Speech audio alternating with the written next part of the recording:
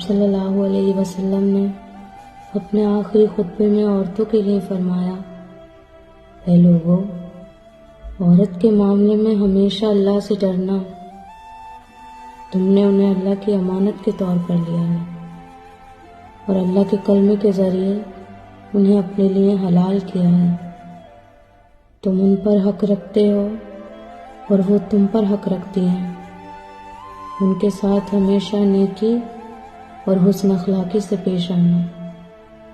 اور آپ صلی اللہ علیہ وسلم نے عورت کو امانت کہا، یعنی اللہ کی امانت۔